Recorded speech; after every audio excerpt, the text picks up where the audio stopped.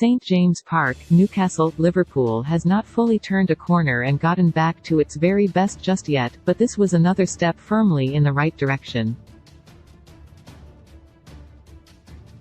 Jürgen Klopp's attack was firing, particularly in the period before Nick Pope was sent off after panicked him into an error, and while they could have controlled things better, there were ample positive signs to be taken.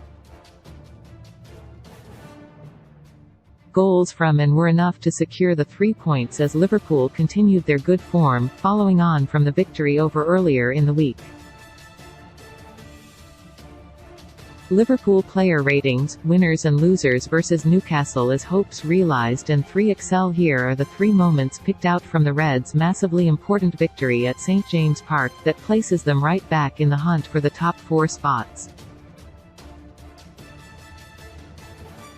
The good often this season, Liverpool has not looked like scoring a goal.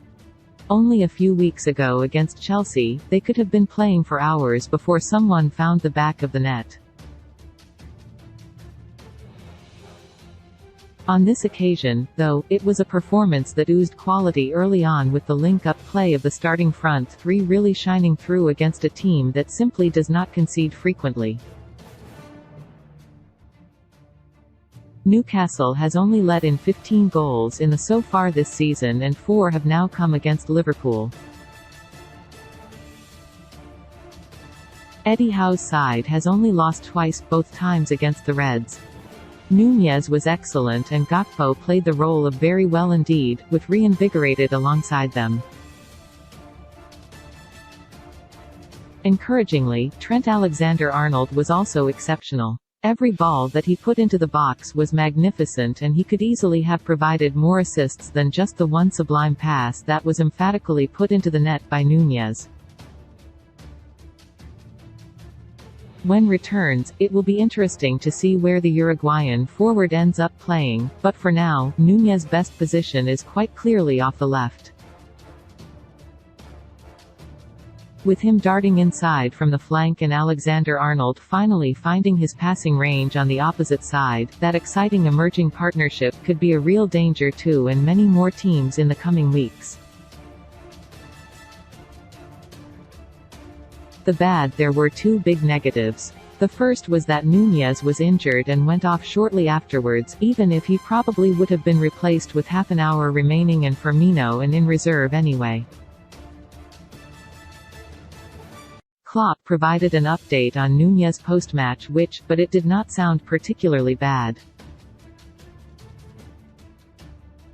The hope will be that it is sore and painful and nothing more, but another update will follow in the coming days. The other negative was that Liverpool did not control the game fully.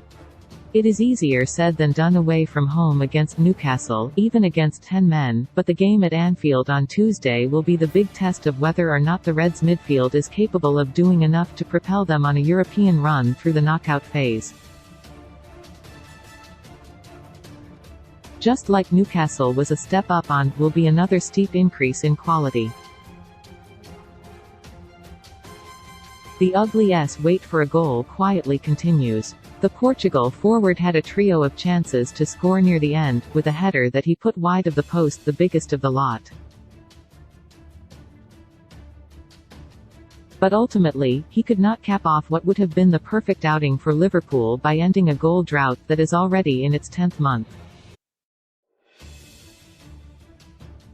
Jota last scored for Liverpool last April against and has played 26 times without finding the back of the net since then, even if he has been assisting others in that period. Even with Núñez, Gakpo and Salah firing, that needs to change sooner rather than later. If Núñez misses out against, then there will be no better time to end Jota's run without scoring.